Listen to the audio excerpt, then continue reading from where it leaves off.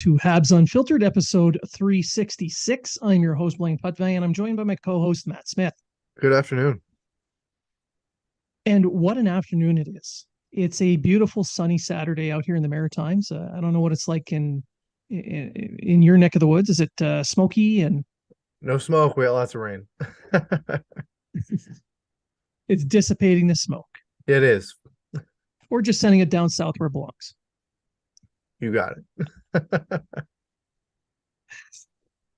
Well, it's like I said, it's a beautiful, beautiful day out here and up in Canada. Um, which means it's summertime and it's the dog days of the hockey season, which means there's almost nothing. That is why we've slid to one show a week because we can only make up so much stuff. So much we can do. Yeah. Uh, I know that Treg would have loved to have been here, but like I said, it's summer. There's family things on the go. He is an elderly grandfather and needs to spend time with them before the end comes. He's old. He's really, really old. All right. So for today, well, this week, we're going to talk about a few things. We're going to talk about maybe who we think might be the next player traded. We'll talk about what we expect from the Canadiens next season, who should be in the leadership role, and a couple other things. So let's just start right off the top and talk about who we feel should be the next player to be traded. Matt, who do you think will likely be the first player traded? I understand that a lot of people want to move some players out right now. The main guys being Hoffman, Armia, some on Dvorak, etc. Those are going to be some hard contracts to move. And with Ken Hughes already saying he doesn't really want to move out a draft pick, like upwards maybe of a second round pick that do have quite a bit of value, to move out a contract, especially with a person that's only got a year left on their deal. If they could move out somebody, I would say to move out Hoffman, because I think that he's getting in the way of a guy like maybe like a Ylonen from being in the lineup full time, and these other guys that are trying to take that next step. It is only for a season. He's going to be likely one of those guys that they'll retain salary and try to move at the deadline. He would be my number one pick, but as of right now, I don't see anybody stepping up to the plate and taking that kind of deal on.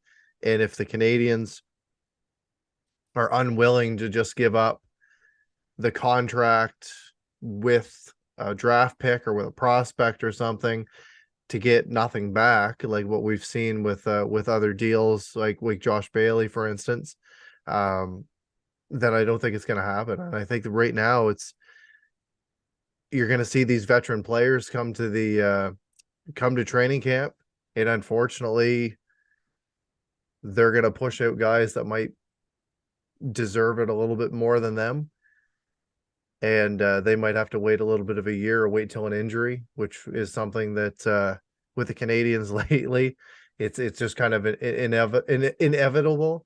And they're kind of the next guys that are going to be up and have that opportunity. We saw it with Harvey Pinard last year, and that bode well for him. He got a contract out of it.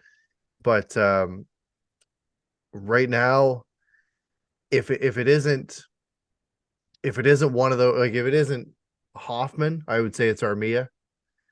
But even then, I think that there would have to be some sort of sweetener in that deal.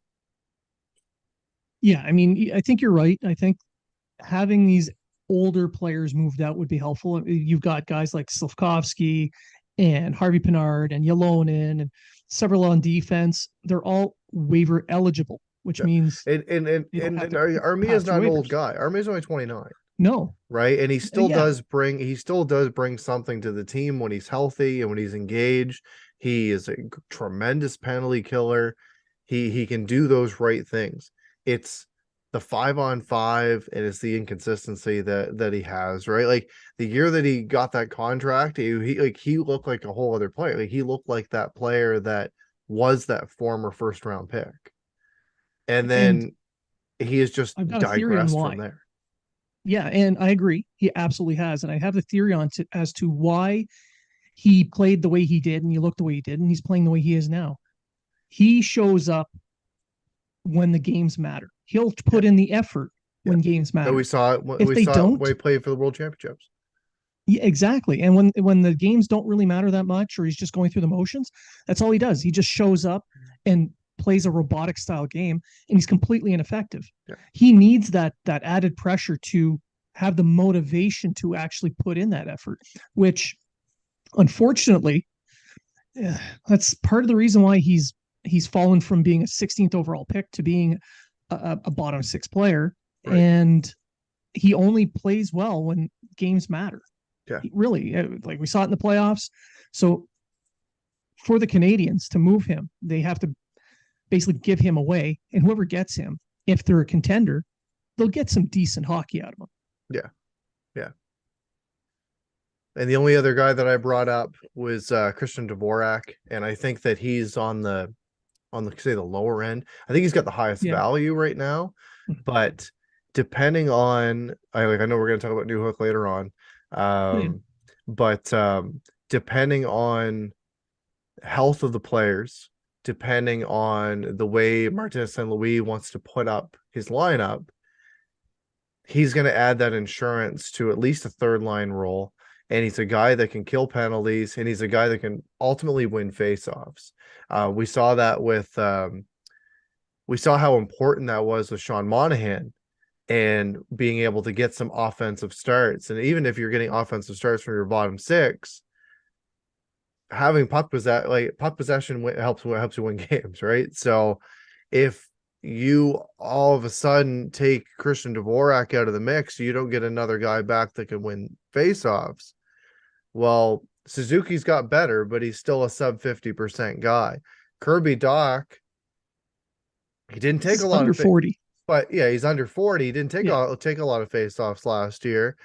And then other than that, like you've got Evans. Evans is usually around 50%, just above 50%, but he's got to be healthy. Mm-hmm. And then you've got Newhook, who I don't have his numbers up. Give me 1 second. He's a sub 40% as well. Last season, yeah, he was 41.4 last year, right? So now, you're 40%. So you move a guy out like that, it's gonna create a hole in your line. Well, especially considering Dvorsky is second on the team in faceoff percentage, just behind Monahan, and those two players were lost for long periods last year. And I don't know if Dvorsky is going to get anything for a trade right now. I don't think it's a good idea. His value is a little lower than it should be because he is injured. He's just coming off that injury. They're not going to give him much. You said Dvorsky. Dvorak. Yeah. Same thing. I had the draft on my mind. Yeah, it's all good. So he did just sign his contract. Yeah. with a different team. But with Dvorak, he's coming off an injury. His value isn't as high as it could be or should be for the Canadiens to make a move. And like you said, he provides a value to the team at the moment. He can play those defensive minutes, take on the penalty killing role, and that'll open up ice for Suzuki to play more of an offensive role because we've seen his offense is starting to grow. You want to give him more opportunity to do that. And if you take away those harder minutes on the defensive side and in matchups, he can focus more on the offensive game. And going from playing 22 to 23 minutes a game, we can drop that down to 20. He'll be a little bit more rested. He'll be a little bit more focused, and he'll be more productive. Yeah. So that's a very high value for the Canadiens right now, which outstrips whatever trade value they can get. Right. But out of all these players, who do you think is the actual player that Hughes is going to move out before the training camp? Because there has to be someone to go.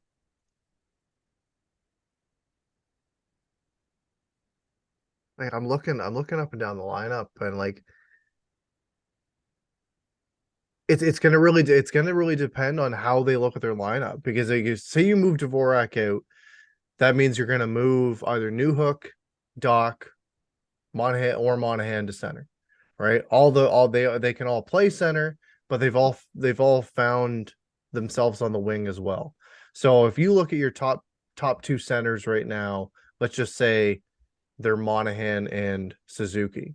Okay. You've got Dvorak as your three, you got Evans as your four. You've got to find spots for those other guys. So even like if you move Dvorak out, you move Monahan down to your third C. Then all of a sudden, who are you going to move in on those wings? Like, are you going to put a Ylonen on there? You're going to put a Harvey Pinard on there. You're going to put Slavkovsky on there, etc. Like, who fits with who, right? And I saw that like when Monahan was playing on the top line, he's not a long-term top line guy to play with Caulfield and Suzuki, but he was effective, as was a guy like Josh Anderson, as was a guy like Kirby Dach, etc. And having a guy that can win faceoffs, even say to play with Kirby Dach, is going to be beneficial, even if he wins the draw and then shifts her in the play to the wing. So I it's hard to say. I would say that they're going to try to move Armia. Yeah. That's what I'm thinking. But if you're looking at actual value and maybe teams might be perhaps calling on, I would say it would be Dvorak. But I think Armia would be the guy that they would like to move. I can see them wanting to move Armia because of his contract, 3.4 million for the next 2 seasons. But to move him out, you're going to have to take back something. So I put out an article with the Hockey Writers beginning of June that talked about trading Armia to Washington, which would then be able to take advantage of the whole contender status where he'd actually put in the effort. You know, he's a Kovalev and he plays 1 out of 10 games instead of 5. So you send him to Washington, but Washington's not going to just take on cap like that because they have a cap issue as well. They got to buy a whole new blue line. So maybe they have to give up someone like Amantha, who has 5.7 on the cap, but it's only for this season. So now you get rid of that cap hit for next year, and you play out the season with this guy who you don't care if he stays or goes or whatever happens. The problem being, you're not opening up a roster position for those younger guys. It's not ideal. Yeah. You're essentially moving money, stacking all the money from the 2 years into 1 year and opening up the following season. Right. Which is helpful cap wise, but not development wise for young guys. So maybe it'll be time for Hughes to actually think about packaging a player up with a draft pick just so somebody will take him. Right. Like Chicago has it might be something they've got to look at. Like, yeah, as much as you don't want to give somebody away for free, it might be something they might have to look at to kind of accelerate the rebuild. Right. When you think about all the prospects that they have, I mean, Byron Bader has put Montreal as second best in the entire league. He says that there's 30 NHL NHL level players in their prospect pool, and the Canadiens have had a shitload of picks over the last few years. And next year they got another 10 or 11 picks again. Yeah. So why not give up a pick just so they can get rid of that contract? So like a Hoffman to Chicago, for instance. Chicago takes on somebody who can help their power play, who's a shooter, who would be able to help with Bedard's passing on a power play, and can fill their roster up while making sure that they still lose games. Right. Because they're still trying to get high picks. Yeah. So you give up a second for them to take him, and you open up that roster spot. You make that cap space, and which this year cap space isn't that big of a deal. What's the big deal is the roster position to open up for someone, say like a Harvey Pinard or Jesse Ylonen, like you mentioned. There's another guy that I could see potentially moving or maybe even getting picked up on waivers. That'd be Rem Pitlick. He's at one, it's right? A possibility. He's at 1.1. He'd be a little bit easier to move for the right deal. Maybe like you trade him for an AHL or something like that, or you trade him for a high, like a low draft pick or something like that. You know what I mean? Like, Yeah. yeah, Yeah, I can see that. another one of those guys that can show flash at times. The guy can play all positions, so maybe somebody would take a chance on him. Yeah, if somebody needs a depth player at the NHL level, someone who can fill in on a fourth line on any one of the three forward positions, he's an ideal player to keep up in the press box that you can throw out at any time. Yeah, So yeah, I can maybe absolutely see Chris that. Weidman. See, that's a tougher one because He's while right-handed defensemen are at a premium, I don't think anybody who is looking for a seventh defenseman who's right-handed. It's just it's a possibility, right, but it's not one I'm expecting. And even if they do put him on waivers, it'll probably be just to open up space for, say, I don't know, say Reinbacher comes to camp and he really excels and they decide, hey, we're going to keep him. That's the only right. reason I can see why they do it. Otherwise, I see Reinbacher just going back to Switzerland. As he should. Yeah. I'd be okay with him being there for another year. Oh yeah, absolutely. Especially he wants to finish school. Yeah, It gets him out of the limelight for a little bit, and with this with EHC Cloten, he can return to being the top line, the top pairing defender, their top power play guy, and get a lot more reps in than he yeah, would playing 5-6 minutes a game like they've been doing with Slavkovsky. So right. while I know he can play in the AHL, I think it's better he takes one more year in Europe. Yeah.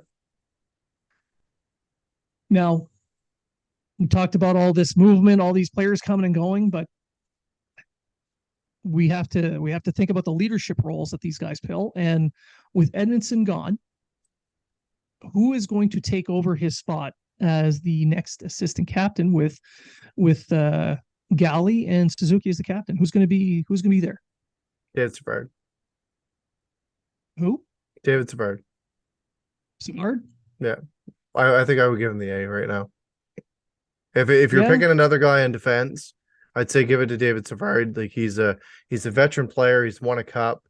He Mhm. he's kind of been with this team through through the bullshit. He's still played to above his potential. Let's just say that. And I think he's been a really good role model for the young defenseman coming in. So I would have no issue whatsoever putting an A on Savard's shirt for sure. Oh yeah, no, I back you 100% on that. I think he would be an excellent choice. The fact that he's from the area, he's signed as a free agent, he wants to be there. I think that has a lot to do with it. If he were to get it, another player I think that could get the A, and that's Michael Matheson. Yeah, Another local. he'd be my second choice. Yeah, yeah, and more than likely, I think he's the one that's going to get it because he's a more higher uh, profile type player. He'll be on the ice a lot more. Yeah, Let's put it that way. Um, and he's there for a little bit longer, and it's less likely that he gets traded. So they might go that direction instead. right. But there's one player I think who might come out of the left field for this. Now, if I'm going to give up my left field pick, you can think of one for yourself. Sure. Someone who you think could be an assistant captain who might get picked, but more than likely won't. And my left field pick would be Arbor Jack. Really? Yeah. Okay. Well, one, because, Treg's not here to say it. So I have to say it for him. Okay. Okay. And two, he's the type of guy that'll step up for his teammates and do everything he humanly can to help the team. So that's another aspect of leadership that I think deserves a look at the very Right. least. Right. Okay. Well, if you're gonna do your left field, I'll do mine. I'll say Cole Caulfield. He's gonna be another guy that's gonna be there for 8 more seasons with the Canadiens captain. Mhm. Want to build that leadership core up, and then you've got a guy like Gallagher who's still going to be there for 4 more years. That's going to be able to be on paper that they're going to be there to mentor these guys. However, I can see it more going to a defenseman. So I would say our original 2 picks of Savard and Matheson is more than likely. However, we have seen in the past seeing a guy wearing a C and then having 2 A's on the road, 2 A's at home. if they do that kind of situation, then I would say Gallagher and Caulfield, and then Savard and Matheson, and kind of roll it out that way. Another guy that I could see as a potential would be Josh Anderson. Yeah, he has worn the assistant captain a couple times through the season. So yeah, that's definitely someone I think they would take a look at for sure. Yeah, that's not a left field. I think that's a good pick. Yeah, but if you're looking at just having a C with the two A's, then I'd say more than likely Suzuki, Gallagher, and then one of Matheson, Savard. And I don't think anyone's going to complain about that. No, definitely not. Well, I mean, it's much room. Depends where you go. If you're on Twitter, there's definitely going to be someone complaining. Yeah. There's always is. You go to Threads, everyone's super positive there for now until I don't know, next week when things start to go downhill. It has been pretty positive. I do admit. Yeah. It has been a pretty positive space. I've only used it a little bit, but it's pretty damn positive. Well, it's like Twitter was when it first came out. Everyone was, friendly and happy. There's not enough bots running around putting up Nazi symbols like Twitter has now. So it's a lot more positive. Yeah, it's a lot less political. A lot less political. It's kind of nice. God, I love it. I'm going to say we're not supposed to be political because of what we do for a living, but I'm going to say this: fuck all your politics. Notice how I didn't pick a side. That was generic, though. That was generic, though. You're allowed to say that. Exactly. I like it when we just stick to stuff that matters, like hockey and beer. Exactly. All right. So the final, well, kind of final. We'll switch over to Alex Newhook. So we talked about the center depth for the Canadiens at the start. Newhook's a center. Yep. But I don't expect him to be a center when he gets to Montreal. No, neither do I. It screams they picked him up to play in the top six, and I really believe that they have Doc earmarked for that second line center position. So that means Newhook's going to have to play in the wing somewhere. Yes. Towards the end of the year, when he's playing in Colorado, he was very much playing a depth role, and even at times playing on the fourth line. And it was kind of surprising to see, because with the amount of injuries that Colorado had, they gave him some opportunity, but a lot of the times they went with JT Compher, they went with was it Rodriguez, right? They went with those guys, or Rodrigue, and both of those guys have now moved on, right? As has Newhook, obviously being traded from Colorado, but Colorado went out to kind of maybe do a stopgap, and they picked up Ryan Johansson from Nashville, right? So I'm hoping that Newhook is another one of those guys like a Doc that maybe wasn't utilized to his potential in Chicago. Montreal swooped in, he got some new coaching, he got some new people around him, kind of unlocked a little bit of this potential, and we'll go from there. The contract that he signed, 4 years, 2.9 per, I think it's a really good contract, especially if it pans out. It kind of gives the team a little bit of a wiggle room with him. Yep. Playing with not the best players around him and having all the injuries on the team, and playing, say, maybe outside of his style, because instead of playing more of a fast pace kind of on the fly type style, he was more or less at a third, fourth line role, playing more of a dump and chase and playing more of a forechecking role, something that a guy that's 5'10" isn't really used to doing as much. Well, he's good on the forecheck, but that's because of his speed. He can put the pressure on defense using his speed. He's not suited to play that forechecking style in a cycle game. Yeah. So for a guy, still put up 30 points last year. He did play all 82 games, which is nice to see. How right? However, it's also kind of where he played throughout the lineup, and he really did play all over.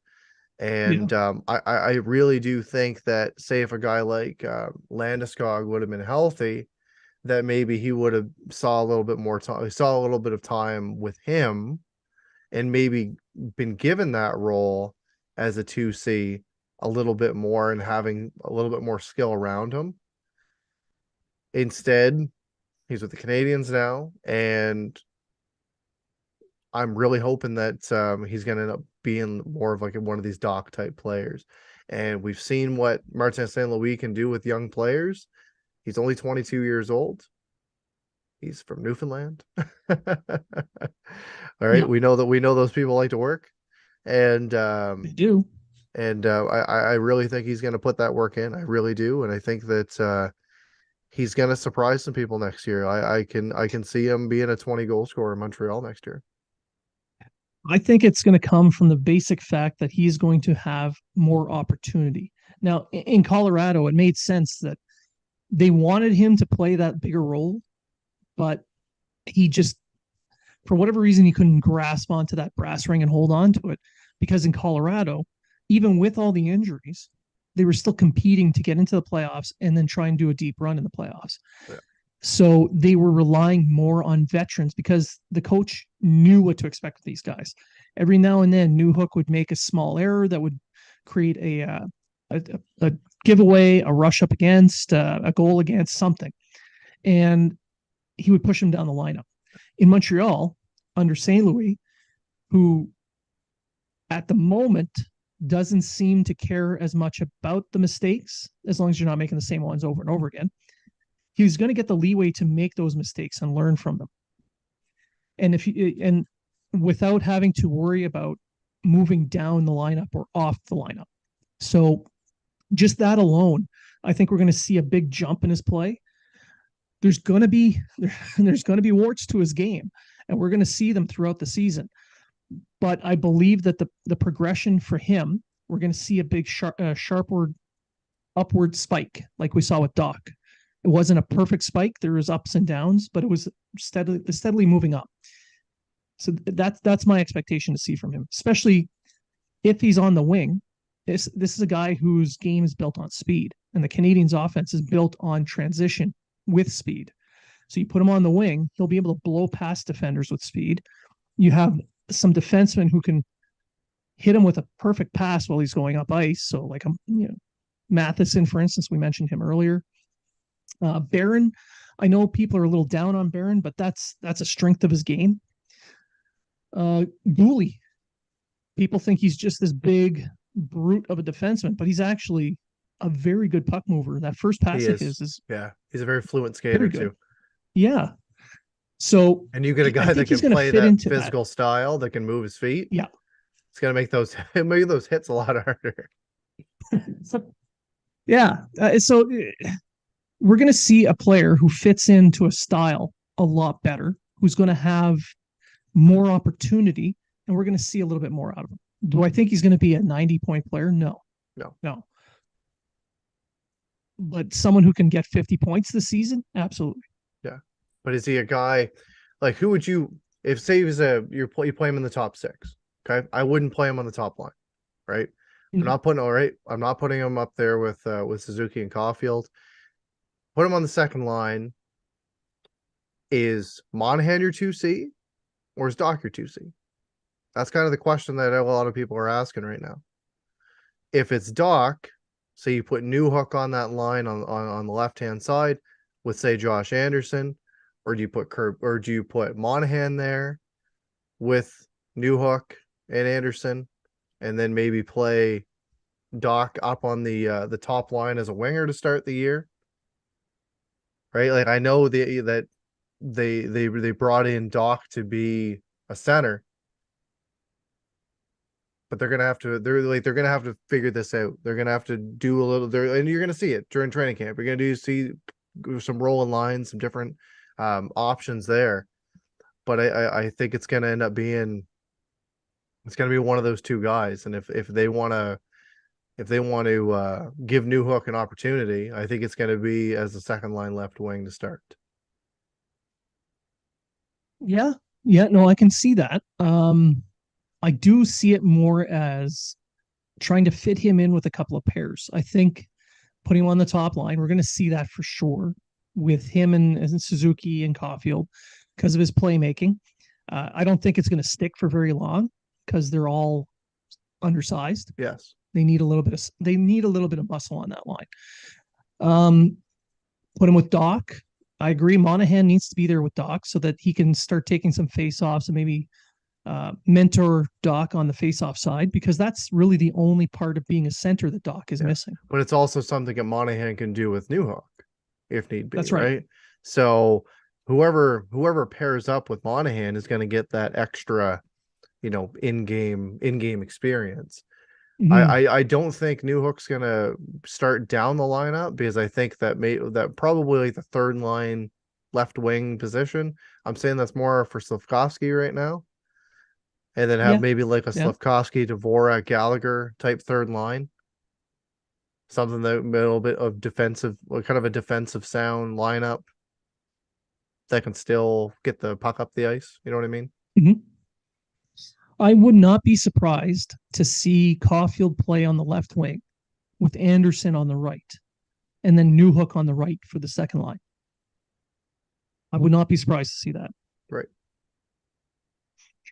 St. Louis is going to try his best to get as much of his top offensive players together in those top two lines. Now, the third line's not going to be a slouch either.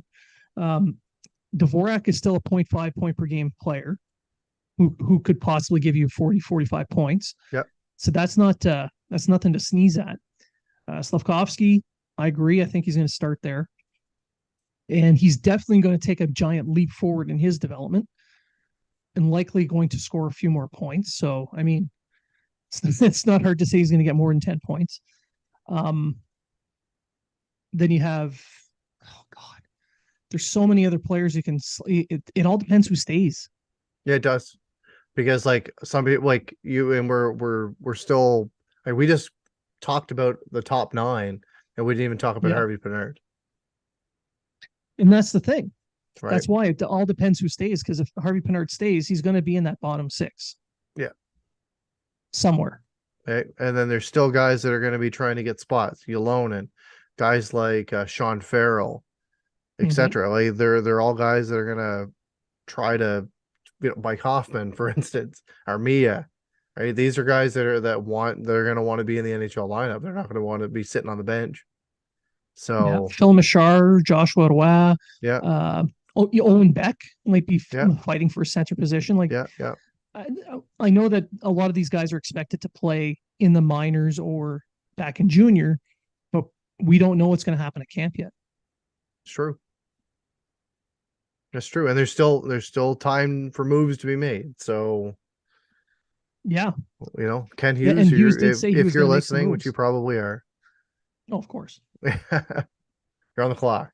You're on the clock. And he might be looking to make these moves, not to make room for Harvey Pinard or for anyone else, but he might be doing it to make room for Elias Anderson. Right. I know a lot of people say, no, that's silly. That's not going to happen. But or when he offers you the Rangers for Lafreniere, what? Did I say that? I said it out loud. Sorry. Hey, you bring in a Ranger connection, I throw out a Ranger connection, right? Well, they're just going to trade Hoffman straight up for him. Yeah. So because that's how it works, right? Yeah. Garbage in, garbage out. It's always the way it works. And the Habs garbage is always worth everyone's best. So always. There you go. Yeah. Always. All right. So one final thing. Based on the current lineup, the one that's actually there now. I mean, we're not, you got to keep Armia, you got to keep Hoffman, all the downward slope type guys. When you look at the season, if they're still on the roster, are we expecting the team to stay in the bottom 5 of the NHL, or are they moving up? if they stay healthy, that's a big if, right? Yeah. Unfortunately, I have a glass table, so I can't knock, right? But if they can stay healthy, I can see them. I don't think they're going to be a playoff team, unfortunately, but No, I agree. they're going to make upward progression, which is good, which we want to see. But I can see them being one of those fight for a wild card spot type teams that might just come up a little bit short, kind of like what Ottawa Buffalo did this year, right? Be a pain in the ass for a lot of teams that play them. Steal some points away from some of the teams that need them, but unfortunately come up short of the end. Yeah, no, I agree. I think a win for the Canadiens right now is the fact that they would be healthy through the season. And by healthy, I mean not lose 700 man games. Yeah. Maybe keep it to 100, 200. The one thing that I don't want to see though is the team to be questioning what they are at the trade deadline. I agree. I Right? totally agree. That would be that for me, that would be a big negative. Because you don't want them to say, okay, we're gonna keep our own rentals, or we're gonna keep this, or we're gonna do this, when maybe a deal is out there that's gonna help a contending team, a more contending team. Let's Yeah. just say that, right? Well, I We saw flashes last year with the team that they had, and then it was just injury after injury after injury after injury, and guys were forced into positions that they're not used to playing minutes that they're not used to playing. And we saw some guys excel in those positions. mhm. However, we saw a few that just couldn't take it. So if they can Yeah, continue, if they can stay healthy to start the year and not throw the lines in the blender and kind of gain a little bit of chemistry, again, I can see them being one of those on the outside looking in teams, but not a bottom five team, and just kind of being one of those pain in the ass teams to play against. I don't expect Hughes and Gorton to second guess their plan. I don't think they're going to move off what they're doing now. I mean, you look at the Monahan signing, and everything about it screams we're trading guys at the deadline.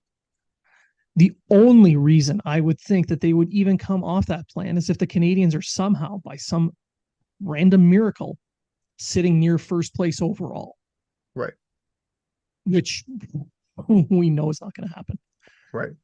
There's going to be some teams that are going to maybe fall back. There's going to be some that are going to jump forward, especially within the Eastern Conference. However, it's hockey. Who the hell knows? It's if they come and for me, like the biggest question mark is going to be the Canadiens goaltending. Is Montembeault going to be Monty of old, or is he going to be this player that showed up at the World Championships for Canada and played so well? Who knows? All right, the team going to stay healthy? Yeah. So like these are the questions you get to ask, and we're not going to know for a little while. So I'm hoping that team comes in, they compete, they make it fun, for the fans to watch, and hopefully that home opener, I believe it's on the October 14th against Chicago. Hopefully it's a crowd that's behind the team, and hopefully they put on a hell of a performance for their fans. Well, being that it's the home opener, I think the fans will still be upbeat. And I'm expecting to see a team, the Canadiens over the season, like you said, be a team that's going to be in the mix, so to speak, with the last wild card. I probably if they stay relatively healthy, I mean, only 2 or 3 guys injured at a time instead of 12. I can see this team being a team that is competing and is in the mix right up until about the end of March. Right. Because after the trade deadline, they'll start to move down a little bit and then get eliminated sometime around the end of March. But the team's going to play exciting hockey like it did last season, and it'll be a little bit more meaningful throughout more of the year. And that's really the step you want to see from a team that's rebuilding. They sucked hard, and then they were bad, but they were fun to watch. Yeah. Now you want them to be fun to watch, but not quite as bad. It's incremental steps, and I think that's where we're going to be at this year. Yeah. So that's pretty much everything. Do you have any final thoughts? I'm happy to be back behind the mic with the amount of the amount that I've been working. The amount that I've been working, it's nice to be back. It kind of seems like since getting back from the draft, all I've been doing is going to work. So yeah, it's nice to be back and hopefully get on here at a little bit more of a regular schedule. Hockey's just really around the corner. Like it just kind of seems like it stopped the other day, but it's not too far away now. We're gonna still have lots to talk about and more shows coming up. Hopefully the three of us can get together for one. But you know how it Yeah, is with military life and with families and summer leave and all that kind of stuff. It's you kind of take it when you can. So yeah, happy to be back and yeah, just looking forward to a good off season and hopefully maybe a couple more moves that we can talk about in the future. all right. And for me, just like to for my final thought, I'd like to send out a happy birthday to my youngest brother. He has turned 45. So, as a gift, I have sent you some Motrin. I know people might make fun of that, but that stuff is gold. It'll take care of any hangover you have. And I know you're going to need that when you're done drinking with your boys, especially his son, who was so big. Oh my God. Massive kid. Anyway, so happy birthday to my brother Wade. And for everyone that's still here, still listening, still tuning in, I want to thank you all for everything that you're doing to help us. Keep sending those emails in, keep sending in the comments. We really appreciate the feedback that you give. We're trying our best to implement any ideas that you may have. If you have any ideas for segments that you'd like to do or like to see, let us know. We're happy to do those. We are going to be trying to get some guests that you have asked for. Namely, one special guest would be Treg. I know he's the popular guest to be asked for. We're doing our best. He's a difficult guy to pin down. He gets all greasy when he works out, so it's kind of like a grease pig and just slides right through. So again, thank you everyone for listening, and remember,